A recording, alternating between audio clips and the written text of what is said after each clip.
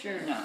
This is a review of how to take this off properly. So, first thing is that Lisa and I made a decision last week. It looked like we were going to run out of this white. We continued. We were starting to wind the middle part of the work, but we decided instead to wind the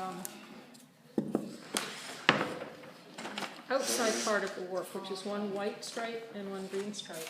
So instead of doing the big middle bit. That's right, because if we ran out in the middle here, it wouldn't be symmetrical to balance out the yarns. So this can just be taken off of the working board. It can be put aside until you're ready for that section going through the reed.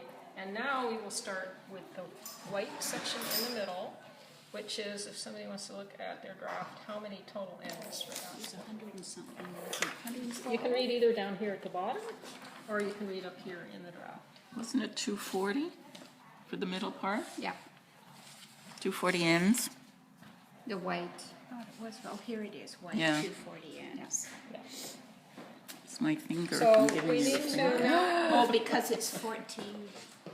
yeah, we've got, If you look at the top, and it's 14 repeats, 112. but it's still, the white section has different blocks. Oh, okay, so it's to the left. So the color sequence is one thing, Yeah. the block sequence is another thing. So right now, when you're warping, you're only dealing with color.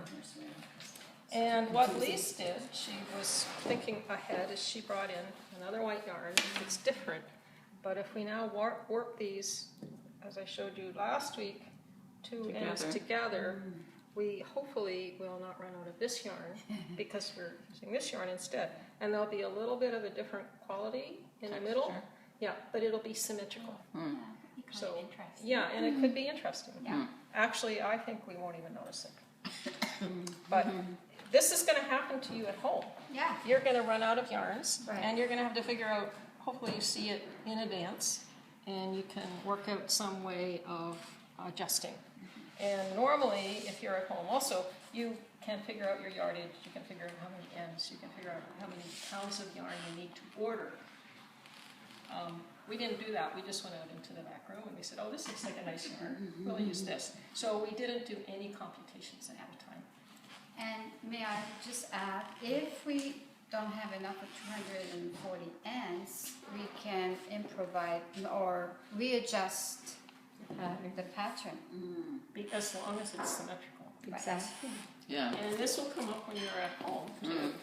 Happens to me all the time. Yeah, because you can do your best to do your computations. Sometimes the yarn company doesn't give you exactly the right, they'll say so many yards per pound and you might come up not exactly right. So what we're going to do is we'll just remove this chain, we'll put it aside, we'll start with the other chain, but now we're going to try to remember